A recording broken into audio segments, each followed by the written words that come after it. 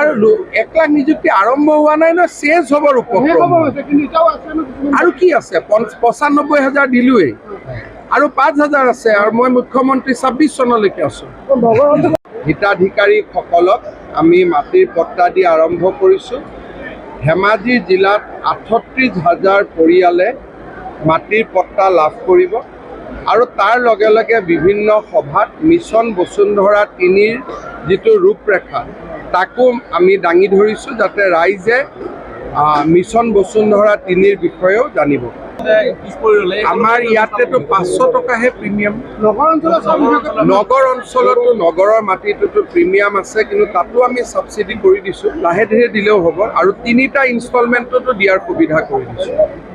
ইয়াতকৈ আৰুতো কমত একো হ'ব নোৱাৰে। গাঁৱৰ বাবে 500 টকা, নগৰতো যি দিছোঁ তাকো 3টা ইনষ্টলমেণ্ট কৰি দিলে হ'ব।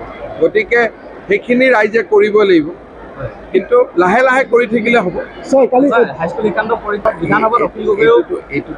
পৰীক্ষা সেইটো এটা বিহু টাইপ, পৰীক্ষা পাতিলেই বিসংগতি হোৱা বুলি কয়, তাৰপিছত আকৌ ৰিজাল্ট দিয়ে, আকৌ ৰিজাল্ট দিয়াৰ পিছত পৰীক্ষাত পাছ কৰা মানুহসকলকে গামোচা পিন্ধি সম্বৰ্ধনা জনায়। এইটো মই ক'লো নহয়, এইটো এটা বিহুৰ দৰে। পৰীক্ষা আৰম্ভ হ'লে বিসংগতি বুলি কয়, আকৌ পৰীক্ষাত ৰিজাল্ট দিয়াৰ পিছত পাছ কৰা ল'ৰা ছোৱালীবিলাককে আকৌ গামোচা পিন্ধায়। তেতিয়াতো বিসংগতি বুলি কোনেও নকয় আকৌ, হয় নহয়? আকৌ কলেজত গ'লে আকৌ সেইখিনি মানুহকে নৱাগত আদৰণি সভাত নৱাগত হিচাপে আদৰণি জনায়।